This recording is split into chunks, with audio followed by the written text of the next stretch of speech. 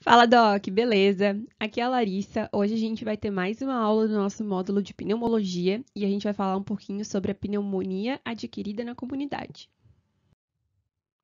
Primeiro, Doc, eu vou deixar essa perguntinha aqui para você tentar responder. Dá uma pausa no vídeo, lê com calma e vê o que você responderia nesse momento. Não tem problema se você não souber e for só um chute. Até o final da aula, eu tenho certeza que você vai conseguir responder certinho ela, e aí lá a gente vê a resposta correta, beleza?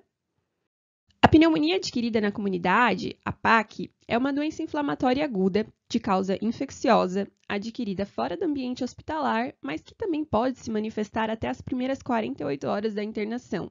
Ela constitui uma das principais causas de morte no mundo, com significativo impacto nas taxas de morbidade.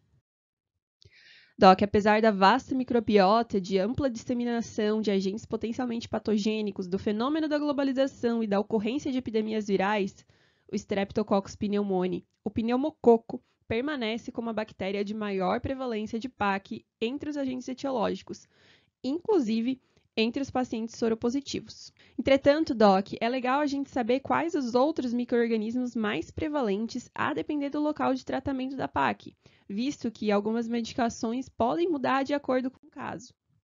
Na PAC ambulatorial, que é um caso mais leve, a gente tem o Streptopneumoniae, o Mycoplasma pneumoniae, a Chlamydia pneumoniae, os vírus respiratórios e o H. influenza.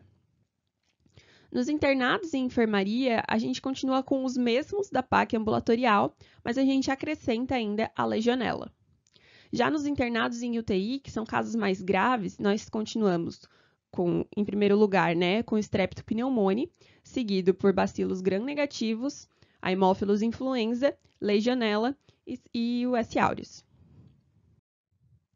Doc, é válido ressaltar que o Mycoplasma pneumoniae, a Chlamydia pneumoniae e a legionela são considerados agentes atípicos, pois os sintomas de pneumonia que eles causam diferem da pneumonia clássica. Um macete para a gente lembrar desses três agentes é pensar num cara que foi bem atípico na nossa sociedade, o Michael. Falando em sintomas, Doc, bora ver como é que é essa clínica da PAC. Os pacientes frequentemente apresentam febre, calafrios, sudorese, tosse produtiva ou não, com escarro mucoide purulento ou hemático, dor torácica pleurítica e dispneia. Outros sintomas comuns são náuseas, vômitos, diarreia, fadiga, cefaleia, mialgia e atralgias. Já o exame físico costuma evidenciar, taquipneia, maior ou menor frêmito tátil, percussão maciça, que reflete uma consolidação, ou imprecisa, que reflete líquido pleural, estertores, ruídos respiratórios brônquicos ou atrito pleural. O diagnóstico da PAC pode ser clínico e sem exames complementares quando o clínico tem certeza do diagnóstico, mas é recomendado que seja feita uma radiografia de tórax, PA e perfil sempre que possível, que junto com a anamnese e com o exame físico vão constituir a tríade propedêutica clássica para PAC. A radiografia de tórax também é recomendada quando há dúvida quanto ao diagnóstico ou necessidade de diagnóstico diferencial com câncer de pulmão, assim como quando, durante o segmento do tratamento, a resposta clínica não é satisfatória.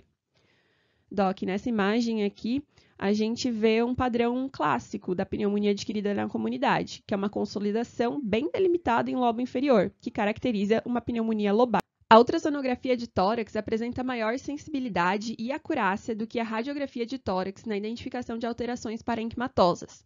Sua utilidade é ressaltada para uso em gestantes, em pessoas restritas ao leitos, bem como para orientar a punção de derrame pleural, sobre o qual a ultrassonografia de tórax apresenta um grande rendimento em identificar.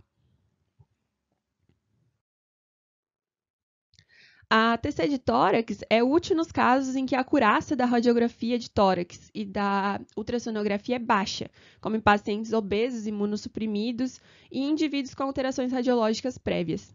Além disso, ela está indicada na suspeita de infecções fúngicas e para auxiliar na exclusão de outros diagnósticos em casos selecionados.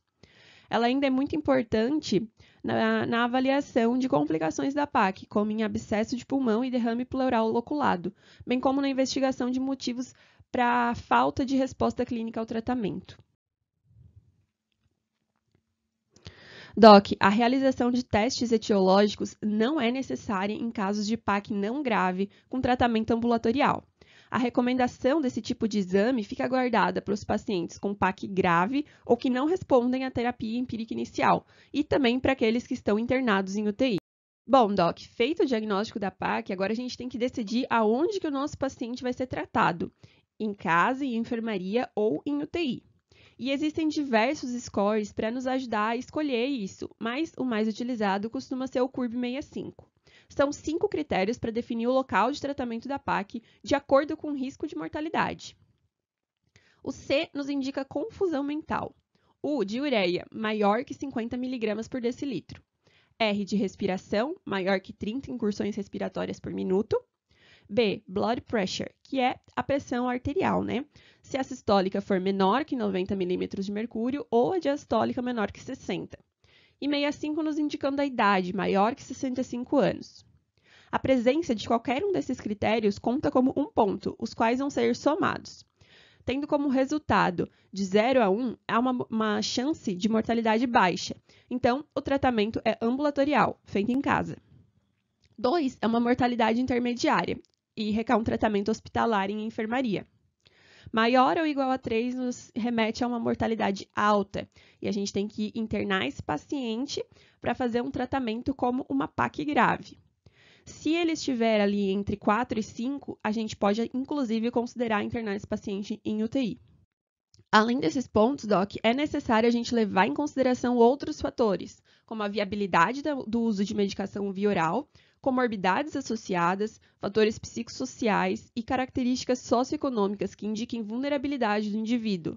Também, idealmente, a saturação periférica de oxigênio deve ser sempre avaliada, e em casos em que ela esteja menor que 92%, o paciente deve ser internado. O tratamento antibiótico inicial é definido de forma empírica devido à impossibilidade da gente fazer um resultado, obter um resultado microbiológico logo após o diagnóstico da PAC.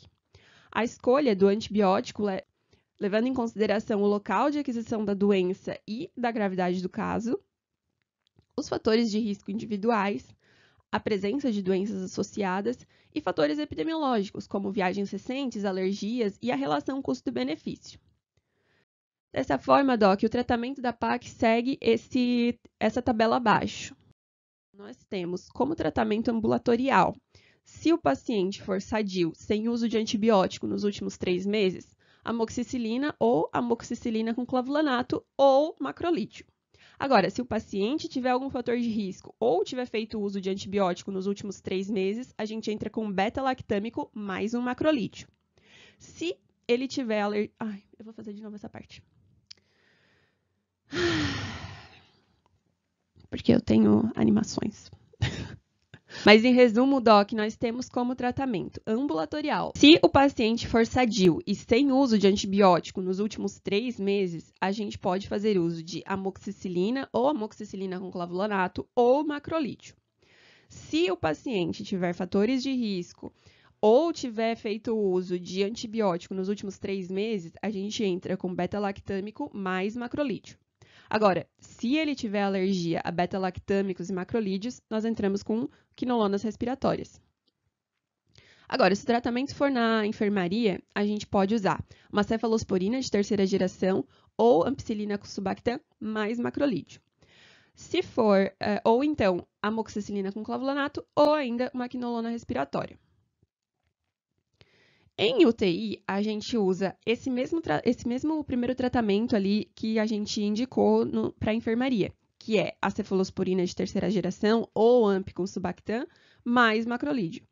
Ou também uma cefalosporina de 3ª geração mais quinolona. Repara, Doc, no tratamento que é em UTI, a gente sempre usa 2 antibióticos. Bom, depois de tudo isso, acredito que você já saiba responder a pergunta. E a alternativa correta era a letra C. E aí, Doc, acertou? Bom, agora eu vou fazer algumas perguntas, uns flashcards aqui rapidinho. E a mesma ideia, Doc. Pausa o vídeo, tenta responder e aí depois continua. Primeiro, qual a principal bactéria que causa PAC? Streptococcus pneumoniae. Quais as 3 principais bactérias atípicas causadoras de PAC? Mycoplasma pneumoniae, Chlamydia pneumoniae e Legionella sp. Quais os exames geralmente são pedidos para confirmar o diagnóstico de PAC? Radiografia de tórax, PA e perfil. Quais medicamentos são indicados para tratar a PAC ambulatorial em pacientes alérgicos a beta-lactâmicos e macrolídeos? Quinolonas respiratórias. Doc, aqui a gente tem um resuminho para você tirar um print e guardar aí com você e sempre consultar quando for necessário. Essas são as nossas referências.